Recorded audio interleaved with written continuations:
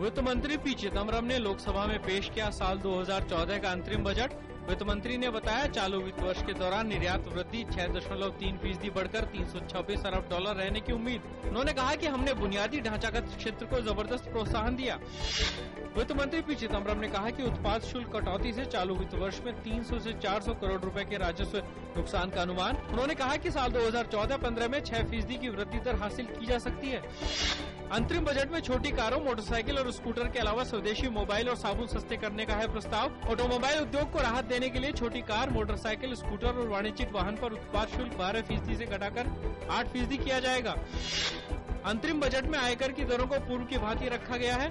1 करोड़ रुपए से अधिक की आय वाले धनाढ्य व्यक्तियों पर 10% का अधिभार जारी रहेगा। 10 करोड़ रुपए से अधिक के कारोबार पर 5% का अधिभार। वित्त वर्ष 2013-14 की तीसरी और चौथी तिमाही में जीडीपी वृद्धि दर कम से कम 5.2% रहेगी। वित्त मंत्री ने कहा कि राजकोषीय घाटे में कमी, चालू खाते के घाटे पर अंकुश, स्थिर विनिमय दर और परियोजनाओं के क्रियान्वयन में तेजी कड़ी मेहनत का नतीजा है।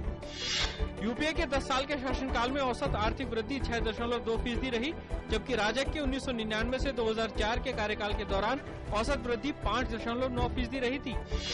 अंतरिम बजट में खाद्य उर्वरक और ईंधन सब्सिडी के लिए 2,46,397 करोड़ रुपए आवंटित। वित्त मंत्री ने बताया कि कलपकम में 500 मेगावाट का फास्ट ब्रीडर परमाणु रिएक्टर जल्द तैयार हो जाएगा। इसके अलावा 7 परमाणु रिएक्टर निर्माणाधीन। संसदीय कार्य मंत्री कमलनाथ ने तेलंगाना विधेयक के मुद्दे पर कहा कि कल इसे लोकसभा में पेश किया जाएगा। इस पर उठ रहे शोर शराबे को लेकर उन्होंने कहा कि जिसे भी अपनी बात रखनी है वो सदन के नियमों का पालन करे। प्रधानमंत्री डॉक्टर मनमोहन सिंह ने एक संतुलित और देश की आर्थिक स्थिति की सही तस्वीर देने वाले लेखानुदान पेश करने पर वित्त मंत्री पी चिदम्बरम को बधाई दी। प्रधानमंत्री ने कहा कि एक रैंक और एक पेंशन से जुड़े मुद्दे का समुचित समाधान निकाला गया है। सूचना और प्रसारण मंत्री मनीष तिवारी ने 2014 के अंतरिम बजट की सराहना करते हुए कहा कि इसे आम लोगों के हित में बनाया गया है।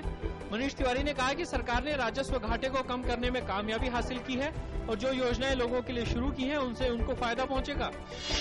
बसपा सुप्रीमो मायावती ने बजट को चुनावी बजट का नाम देते हुए कहा कि परोक्ष रूप से मध्यम वर्ग को फायदा देने की कोशिश की गई है। उन्होंने कहा कि इससे यूपीए को चुनाव में कोई फायदा नहीं मिलेगा। सीपीआई नेता डी राजा ने अंतरिम बजट को कमजोर अर्थव्यवस्था का कमजोर बजट बताया। भाजपा नेता जसवंत सिंह ने इसे चुनावी बजट बताते हुए एक रैंक एक पेंशन योजना का स्वागत किया। कांग्रेस उपाध्यक्ष राहुल गांधी ने जम्मू कश्मीर के सरपंचों से मुलाकात की। मुलाकात के दौरान उन्होंने कहा कि हम चाहते हैं कि न केवल पंचायती राज में बल्कि सरकार और कांग्रेस पार्टी में सरपंचों को मजबूत बनाया जाए। गोवा पुलिस ने तहलका के पूर्व संपादक तरुण तेजपाल के खिलाफ आरोप पत्र दाखिल किया।